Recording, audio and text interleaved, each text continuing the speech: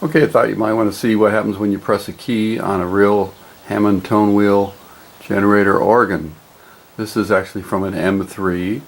So this is the highest note. You'll see when we press the key, first you have your downstop felt here, the cushions the blow, and then the upstop felt, the black here. So when it bounces back up, it doesn't click or clack, whatever. So you push that key down, then it pushes down a little pusher right there, a little pusher rod right there, and that moves all the bus rods down to touch, okay, to make contact.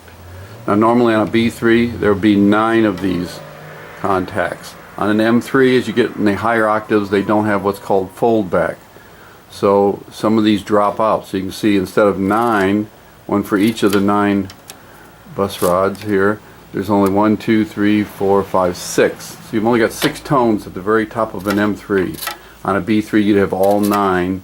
They will just fold back on certain tones. So there you can see push rod pushes this, makes contacts here.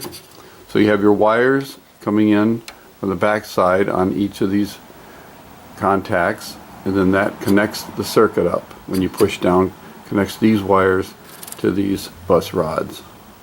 Okay, thought that was very interesting. You might want to see that. And let's just zoom in for a nice close-up shot. Again, I'm pressing the key down. You can see these make contact. Again, on a B3 there'd be all 9 of these making contact. But this is a Spinet M3, which loses tones up near the top of the keyboard. Alright, just to give you a further view from the underside, this is turned upside down. So you have all your tones coming in from the tone generator through these wires connected to these terminals, and then that's where the little white wires all connect, one for each tone, and then they are fed. You can see all these white wires. They are fed to those switches that we saw, the little contact switches. And when they make contact with each of the 9, you can see all 9 wires for the bus rods, and so that connects those tones up. These head to the drawbars and determine your volume for each of the tones. Okay, just a better view of the contacts and all those little white wires. Look at them all. And when they make contact to each of the bus rods, one for each drawbar.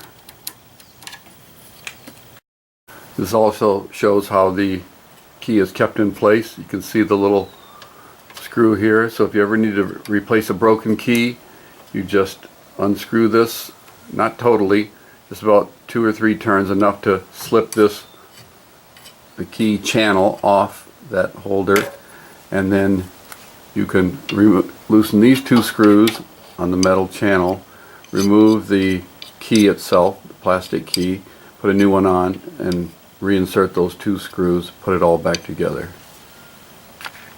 So I might as well show you how to remove a key. There's your key in place. There's the little nut or the screw that you want to just loosen, maybe 2 or 3 turns, enough to slip this out like that, and then your entire key will come off like that. Okay, and then if you need to replace the key, just take out these 2 screws, put a new plastic piece in, and reattach those 2 screws. Putting back in is just the opposite. You kind of just torque that little tab enough to set it in there. You see the 2 little dimples should line up, and then you tighten your screw, wiggle it slightly so it seats like it should with the 2 little dimples on each side to align the key channel. Let me show you that again close up. See the 2 dimples already on. You line the key channel up, tighten the screw, excuse my hand, and wiggle it enough so they drop into place. That means they're lined, and then finish tightening it up like that. Those are the 2 alignment dimples.